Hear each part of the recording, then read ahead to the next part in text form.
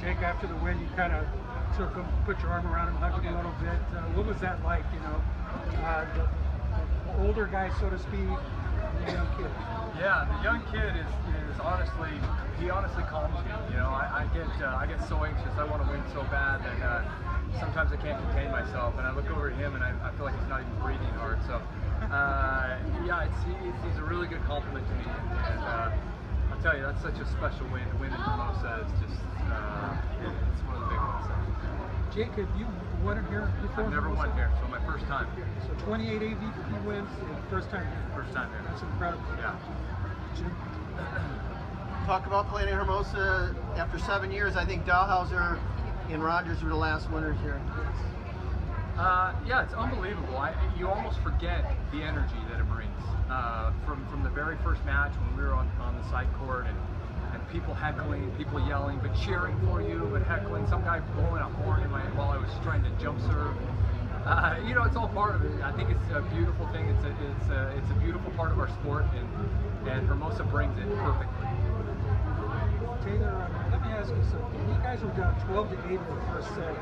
They were playing very well, had momentum, probably the crowd behind you because of Rose's ratings. And you guys went on a 5-0 run, going 13 or 12. For volleyball being such a momentum sport, how big was that sequence right there? Yeah, that was huge. That won us the first set, I thought. We came into the technical timeout 12-9, and our coach had some really good keys for us. We came out, changed our game plan a little bit, and put more pressure on it, and we're able to pull that first set out. Jake, why were you guys so successful when you were serving? It seems like that's when you had your runs. When I was serving? Yeah. Taylor was just telling me what to do. I go back there, he's like, listen, serve it down the line, and I do it. He's a good, no, seriously though, he's a good quarterback, and I always tell him that the defender kind of sees the court, sees what's going on, and he does a really good job of quarterbacking it.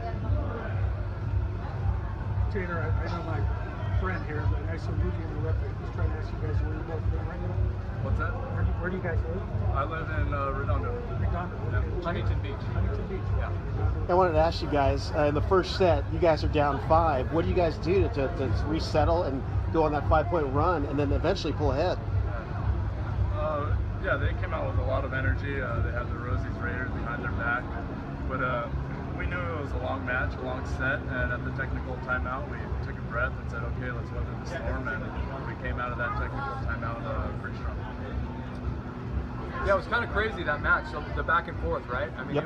it was leads one way, leads the other way, and it was that was nasty. I mean, it wasn't like we got the lead early and just held it. You know, sometimes you can do that, but so we had to grovel and fight and just try and figure out the game. You know, win the chess match while you're out there. There was a lot going on, and they were, you know, trying to serve me down my line and really work me there, and so we had to kind of work some things out. So it was Rosie's. I mean, and some of the stuff that Rosie did out there is going to be on YouTube for a while, and I mean, he's ridiculous. So. Just really proud of my guys. Just so happy for our team right now. Jeez. Well, both of these with former partners, I mean, you know their tendencies. So how did you guys adjust to their play, though? Because I mean, you're so familiar with them, but yet you weren't for this one. Yeah, I mean, it's really hard to beat a team 2 times in a tournament. We got them the first time. We knew they were going to make changes, and it was going to be a lot tougher. So we prepared for that, and we were ready for that. Excellent. Is that what sort of happened in the first game? I thought you were the slow starter. Were you nervous, or was that have something to do with that? No, I think I was just trying to feel it out, see what they were going to change, and then once I, you know, got in rhythm and saw what they were doing, I was able to, you know, pick up my game. Jake, to these, as you're getting a little bit, I keep using the word older. Sorry about that. A little bit older. I'm old. I have no problem these with victories come a little more special? Oh, I'll tell you what.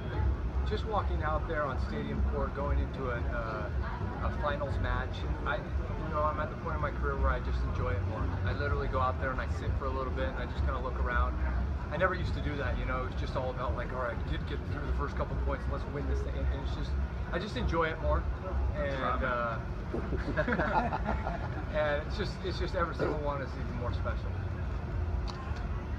What will you guys take out of this to Worlds? Ooh, Worlds is a whole new animal. We got to reset and refocus and restart. We know we're playing well, but we got to clean some things up too. I mean, it's not like we exactly dominated them out there. We won by 2 points or whatever. So, yeah, I mean, to be honest, it's just a full reset. New ball, new teams. It's just a refocus, reset. When are you guys leaving? Tomorrow. Well, who would you consider the top teams at Worlds right now? Who's playing really well at the moment? How much time you got? There's a lot. I mean, you see any given weekend, someone new is winning. It's very rare to see one team at the moment win every other weekend. The guys that won this week came out of the qualifier as well. So.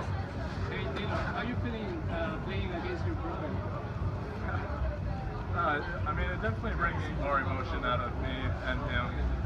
But I try to stay as calm as can be, and just focus on what we have to do. And most importantly, is a win for our team instead of just focusing on beating him. I was going to say 2 unique things about this. You guys are weird in volleyball. These relationships, they're like girlfriend, boyfriend. But this is weird. 2 brothers playing against each other, 2 former teammates. I mean, does it get any weirder? I mean, the it's very incestual. The titles of the Crabb as the last name alone, the headlines you're going to see. Yeah, I mean, that definitely was a really fun energy match because Rosie's like a brother to me. I mean, we golf a lot together. We're very close. Our families are close, and playing together for 7 years, 2 Olympics together. He's one of my closest friends. So that was really special. And then obviously the brother connection. Trevor's like a brother to me. Are you type A personalities, you and Sean? Is that why you're doing much longer than what you did? Would probably be hard.